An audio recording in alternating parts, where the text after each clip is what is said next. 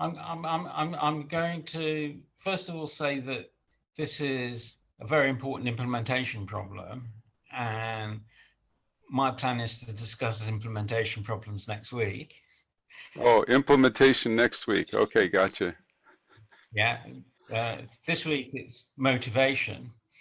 Um, what would we like to do if it was easy enough? Oh. Um, Well, if you don't mind my continuing, and then I give you liberty to tell me that I should keep my comments until next week.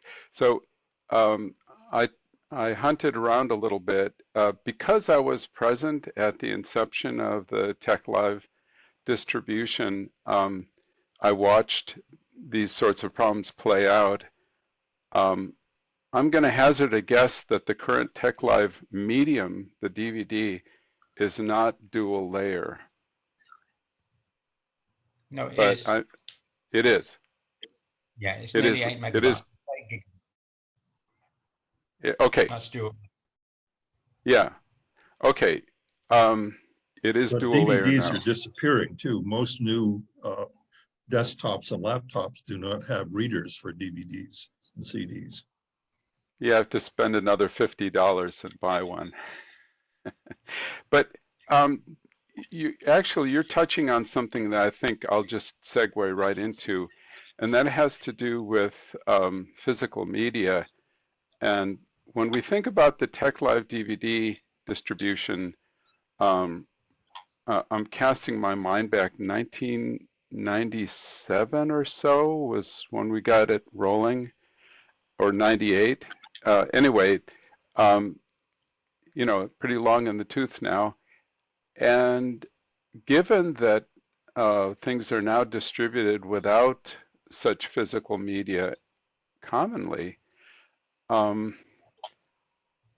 I think we should reconsider. Yes, I'm trying to choose a neutral term. We should consider in its context the notion of having a distribution of physical media. And in the early days, we knew that there were plenty of tech installations that were isolated from the internet, and the Tech Live was supposed to, provide tech for people who are, like, for instance, living in Johannesburg, South Africa, and the like. So this is part of our program to essentially promote accessibility when internet access was an accessibility issue. But then finally, it seems to me that the question that I put on the chat about whether or not a particular thing is packaged to work with package managers, Jonathan talked about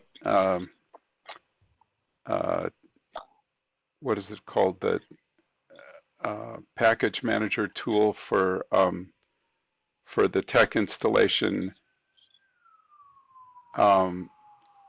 and we worked something out, and the CTAN arrangement, or maybe it's the Tech Live arrangement, is such that a package manager such as we've created works for it, but then of course it doesn't include the many other things that have points of intersection with tech, such as the world of Python and so on. And I'm wondering to what extent people at the level of interoperability and integration between, say, tech and Python are thinking about the notion of establishing some sort of convention that would allow the end user to conveniently access both, which is to say it's packaged to work with a package manager. So that's the question in my mind. Oh, and I guess parenthetically, the reason I asked about the flat namespace is because I think that's at the foundation of Tech's or Tech Live's organization. we can't have a tech where there's file name collision. It's not going to work. So we don't. And the reason for that is not that it's stored as a flat file name system, but it's accessed via hash table. And hash tables cannot guarantee, at least in the current design, that things are found in the order they appear in the search path. And I know that from bitter firsthand experience. Yeah, Carl has tried hard to make sure that there aren't collisions other than the README and make file. But things that tech programs need to input tend to have unique names. And on rare occasions it's happened, there's been a mistake made and somebody introduces a new package with a colliding file and it gets discovered. But yeah, it's just the reality that we have to deal with, and I don't think there's any good way around it. Yeah, and I have to acknowledge it. Now, the flat file name system, I've got some additional comments to make. First is that the tech system assumes that there is only one font called CMR10 on the system, and that it always has the same metrics. When I say the tech system, I mean Knuth's tech system. So when you produce a DVI file with CMR10 in it, you just get the name CMR10, and I think you also get a checksum. That's all you get. You don't get the metric file for CMR10. That's assumed to be a constant. So certain things assumed to be global constants, namely tech, namely fonts, and that allows DVI to be a very lightweight format. So the DVI file doesn't contain the font, it just contains a reference to the font, but that assumes that everybody plays the game, and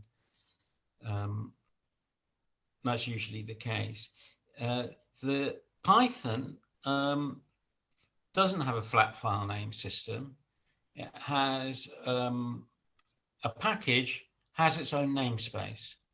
So if you ask for wibble.cheese, that means get the cheese sub-package or sub-module of Wibble, and normally that will be found in the same folder as Wibble, but down one, if you know what I mean. So you have a hierarchical file system based upon package names, and I think Java and other systems use the same sort of thing.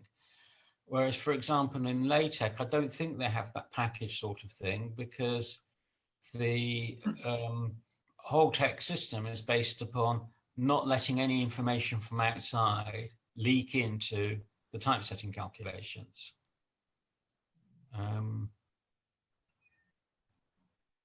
So font names must be unique.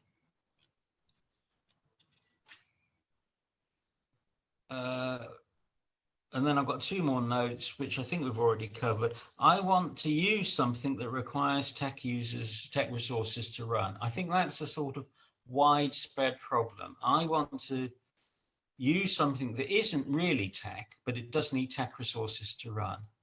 Or it might be the other way around. I want to use something that is largely tech. I think of it as a tech object, but it requires some resources from Lua or Python or Pandoc to run. So if I'm using Markdown as my markup language, I might want to say, well, I need Pandoc in order to generate various things, or I need libxml in order to do various transformations.